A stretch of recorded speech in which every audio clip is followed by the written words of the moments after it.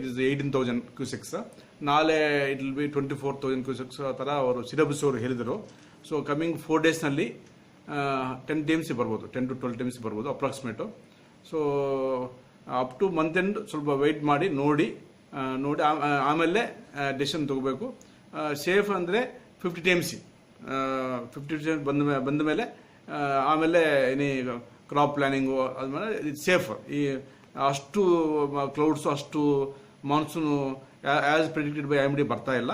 But July month ಎಂಡ್ಗೆ ಸ್ವಲ್ಪ ಬರ್ಬೋದು. ಆಮೇಲೆ ಆಗಸ್ಟ್ ಇದೆ, ಆಗಸ್ಟ್ನಲ್ಲೇ ಫೋರ್ಕಾಸ್ಟ್ ಇದೆ IMD.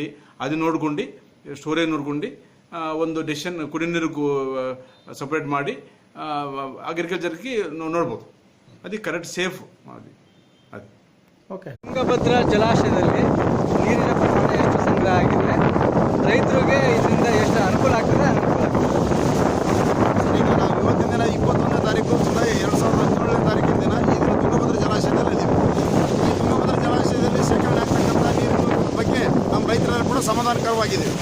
ಆದರೆ ಇವತ್ತಿನ ದಿನ 18 TMC ನೀರು ಶೇಖರಣೆ ಆಗಿದೆ ಜಲಾಶಯದಲ್ಲಿ. ಅದೇ ರೀತಿಯಾಗಿ ಜಲಾಶಯಕ್ಕೆ 18,500 ಕ್ಯೂಸಸ್ ನೀರು ಹರಿದು ಬರ್ತಾ ಇದೆ. ಇದು ನಾಳಿನ ಪ್ರಮಾಣಕ್ಕೆ ಇನ್ನೂ ಸ್ವಲ್ಪ ಹೆಚ್ಚು 25,000 ಕ್ಯೂಸಸ್ ಆಗ್ತಕ್ಕಂಥ ಒಂದು ಸಾಧ್ಯತೆ ಐತೆ ಸರ್. ಯಾಕಂದರೆ ಮಲೆನಾಡಿನಲ್ಲಿ ಮಳೆ ಬರ್ತಾ ಇರತಕ್ಕಂಥ ವಿಚಾರದಿಂದಾಗಿ, ಅಂದರೆ ಇಲ್ಲಿವರೆಗೆ ಬಂದಿರತಕ್ಕಂಥ ಮಲೆನಾಡಿನಲ್ಲಿ ಬಂದಿರತಕ್ಕಂಥ ಮಳೆ ವಿಚಾರನ ಇವತ್ತು ನಮ್ಮ ಜಲಾಶಯದಲ್ಲಿರ್ತಕ್ಕಂಥ ಒಂದು 18 TMCನ ಶೇಖರಣೆ ಮಾಡಿದ್ರು ಕೂಡ ಕೇವಲ 30 TMCವರೆಗೆ ಮಾತ್ರ ನೀರು ಆಗ್ತಕ್ಕಂಥ ಒಂದು ಸಾಧ್ಯತೆ ಐತೆ. ಆದರೆ ಒಂದು ಬೆಳೆಗೆ ನಮಗೆ ಕನಿಷ್ಠ ರೈತರಿಗೆ 50 TMC ಆದರೂ ನೀರು ಬೇಕಾಗುತ್ತೆ.